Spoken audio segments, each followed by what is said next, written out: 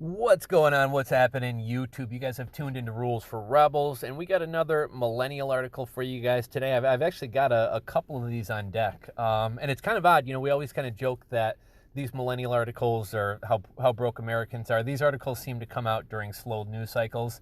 But actually, I mean, the stock market has had a pretty rocky week. We got the coronavirus becoming a pandemic. It's actually not really a slow news cycle, and we still got a lot of these millennial articles coming out, which is kind of interesting. Although this one is from the College Investor, which is kind of like a personal finance and millennial personal finance type site. So this is kind of the content that they churn out all the time. People are always kind of wondering how they stack up against their peers and things like that. So I figured we'd kind of cover this article. I thought it was kind of interesting. There's been a lot like it, but I thought some of you guys may enjoy this one.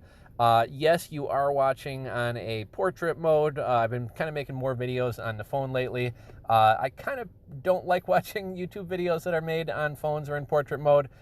So if you don't either, I feel you. My man Icarus was, I was kind of joking with me the other day. I don't know if he thought he hurt my feelings. I always kind of call him out when, without fail, every video I make on a computer, my battery starts running low, and we always have that screencast-o-matic error message pop up, and I always tell him he's going to yell at me for that. And then he kind of joked in the other video the other day. I've been making a lot of videos on the phone just because that's really the only time that I've had to make videos is kind of on the go, in the car waiting for my pre-workout to kick in before I go into the gym.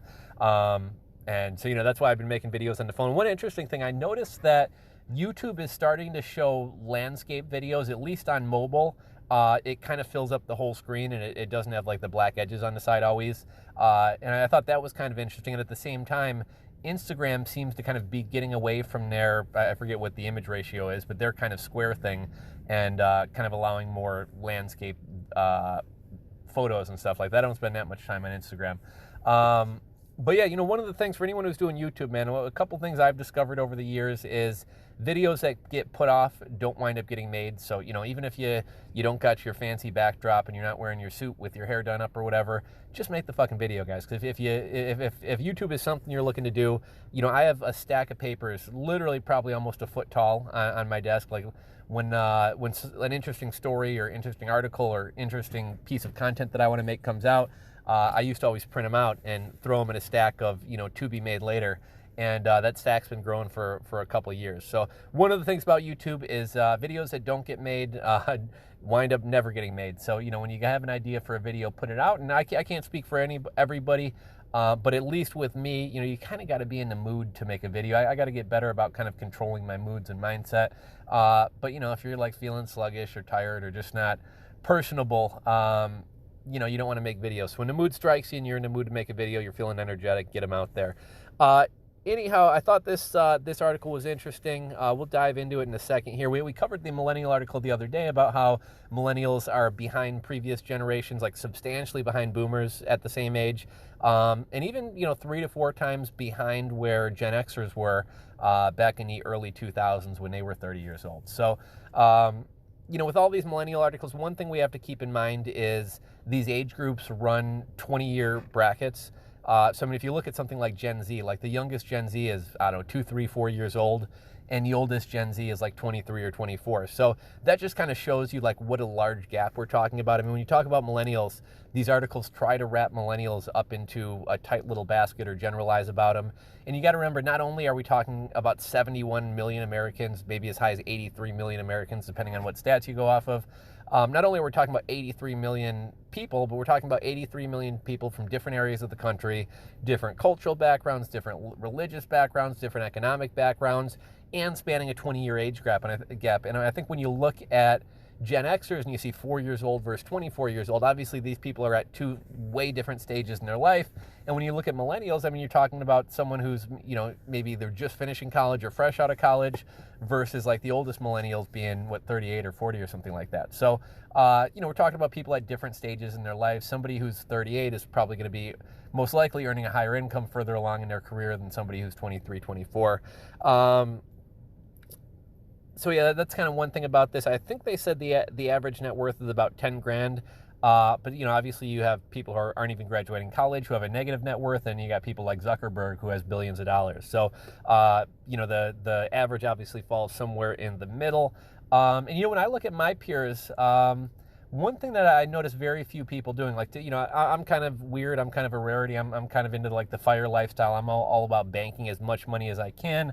I want security. I want to quit working at a young age, or at least stop having to worry about money and just being able to work on things that I enjoy working on and passion projects and kind of all the freedom that comes along with that.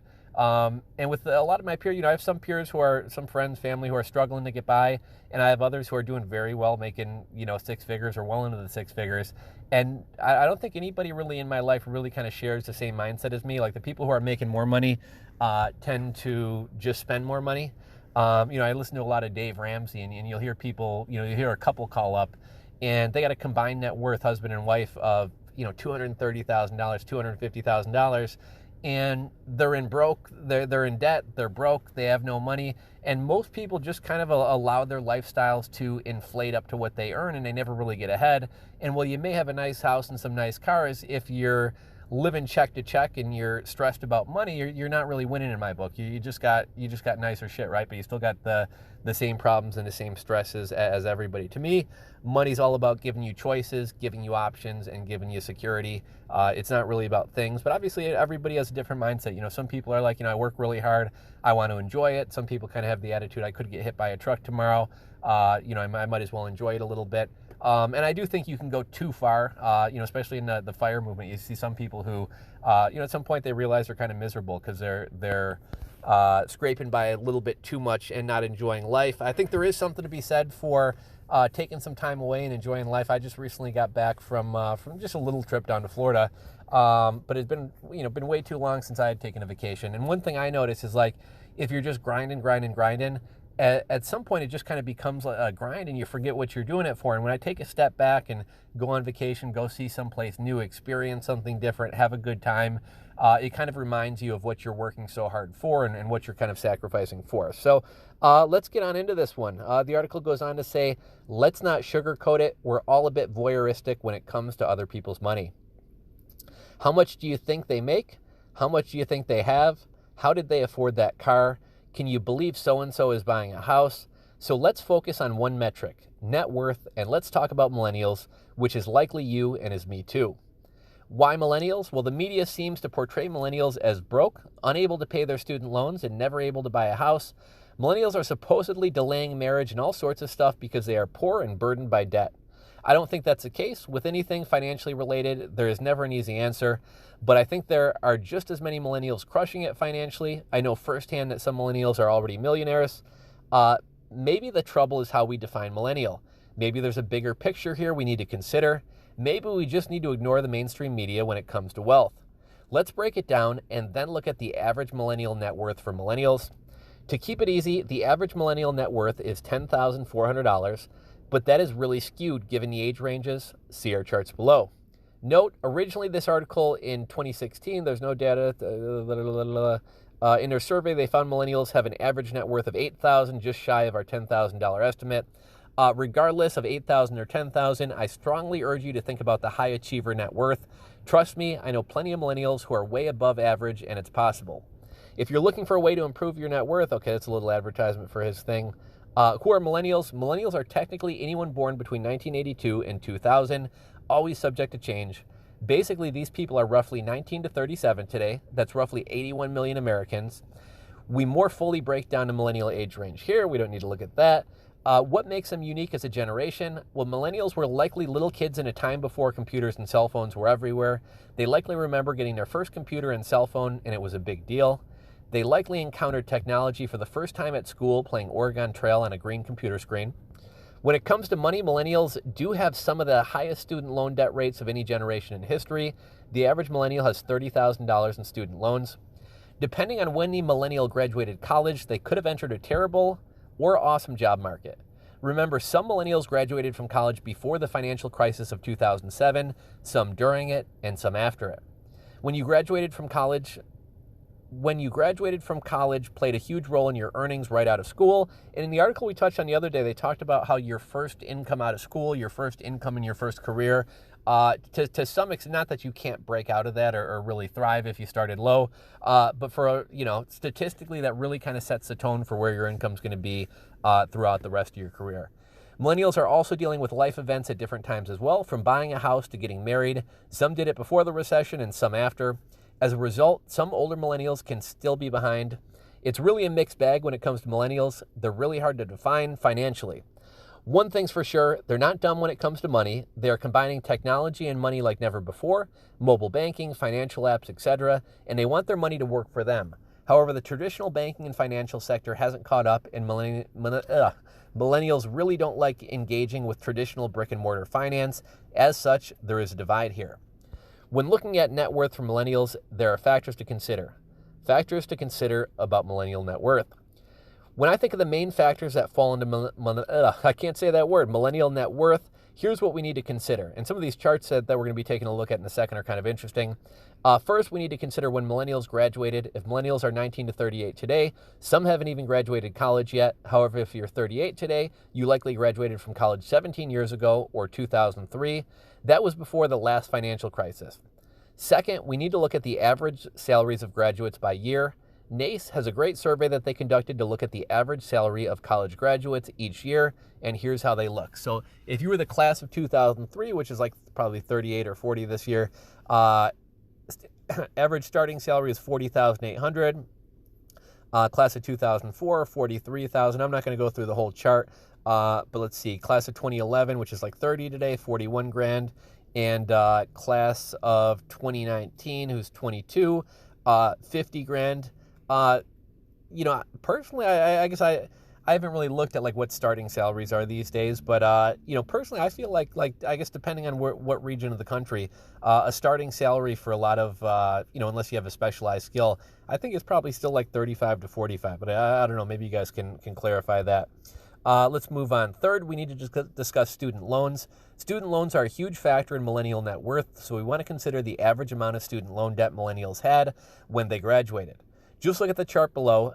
Just within the millennial generation, student loan debt has doubled on average. For current students, I estimated how much student loan debt they'd have currently, with next year's graduates on track to set records once again. So going back to the chart, class of 2003, which is 38 or 40 today, average student loan debt, $18,000. If we jump ahead a few years, we'll say 30-year-olds, class of 2011, $27,000. And then if we jump to class of 2019, which are 22, 29,000. Now, I'm not sure exactly where he got these stats from. Most of the other studies and things that I've seen put the average student loan debt at about $37,000. But again, just depends on where you're getting your numbers, and things kind of skew all over the place. Financially, we do have to make some assumptions about savings. Remember, net worth is all about assets minus debt. But income plays a huge role, and how much income you have saved is how much debt is paid, really makes a difference. For the average millennial, I'm going to look at the average savings rate.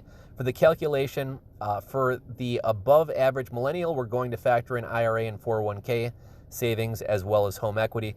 And at the beginning, I kind of talked about Dave Ramsey and some of these like high-income couples who are still in debt. One thing that blows my mind, man, a lot of these people, like they call up and the wife's crying and they're all hopeless. And you almost want to shake them by the shoulders and be like, look, you fucking idiot. Like, if people get by on $50,000 a year, that's like the average household income. So if you could scrimp and save for 2 or 3 years, you could probably still live fairly comfortable on 50 grand. You're not going to be living, eating out at fancy restaurants 7 nights a week lifestyle, and you're not going to be jet setting all the time. But on 50 grand in most areas of the country, you could live fairly comfortably. You're going to be able to eat healthy food as long as you cook yourself. You're going to be able to enjoy the occasional meal out. You're going to be able to buy yourself a few toys here and there and take a vacation a year. And if you're able to buckle down and do that for 2 or 3 years, you got 600 grand in the bank, maybe a little bit less than that because obviously we got to factor in taxes, but you got quite a bit of money in the bank. At that point, your retirement is pretty much set. And at that point, well, you probably want to continue to grow it.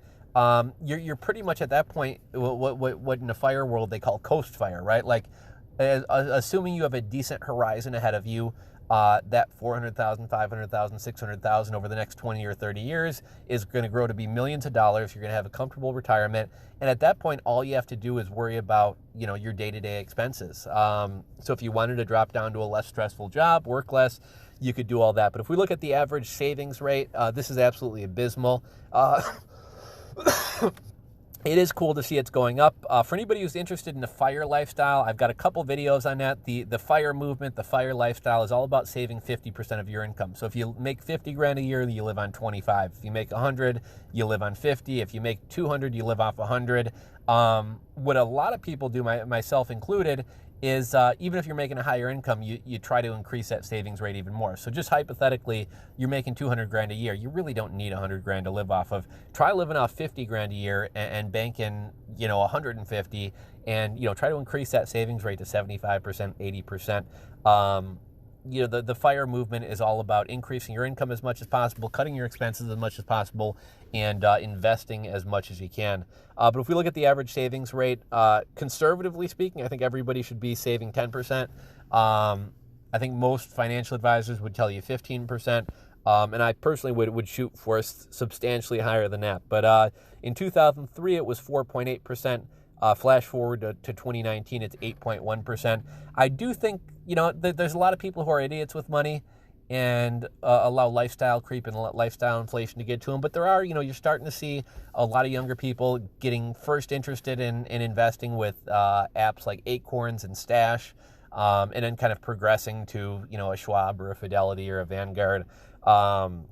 So there's obviously a lot of millennials and Gen Zs who got their heads on their shoulders and are doing smart things with money and getting more interested in finance. And I think it's cool that there's a lot of personal finance YouTube channels and kind of resources out there for people, because we're not taught that in school, and a lot of us didn't have our parents teach us that either.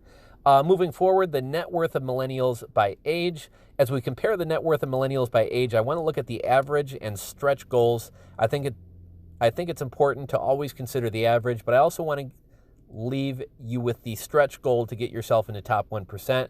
Remember, net worth in assets minus liabilities. As we discussed earlier, the main assets we're focusing on is savings based on income. The main liability is student loan debt. Also, you have to remember that we've seen exceptional growth over the last few years due to a growing economy and bull market. These have helped compound growth at faster levels than can be expected in the future.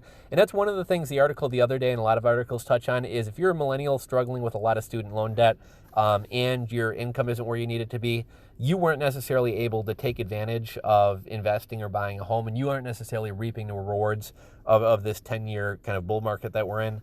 Article goes on to say, finally, I want to reemphasize that these are just my estimates. The Federal Reserve data lumps everyone under 35 into one bucket. So while we have some starting points, things can always skew one way or another. However, I think it's a great starting point for discussion, so let's jump into it. The average millennial net worth by age. If you graduated in 2003 and you're 38, it's $33,000. Let's kind of jump up about 10 years. If you are 30 and you graduated in 2011, you're minus $1,900. And if you are class of 2019, about 22 years old, you're negative $38,000. Obviously, they're still in school. They're still racking up student loan debt, and most of them probably aren't working or are working part-time jobs. I tried to make sense of these estimates. I tried to make these estimates line up with the real data as best as possible, but most real data points exclude negative net worth for millennials buried in student loan debt. For reference, the median of millennials' net worth is $10,400. The true geographic average of millennial net worth is actually $75,500, but that number is likely skewed by outliers like Mark Zuckerberg. I'm not really sure what he means by that stat. I think like the true average is probably somewhere between that 10,000 and 75,000, but I'd be curious to see how he got to those numbers.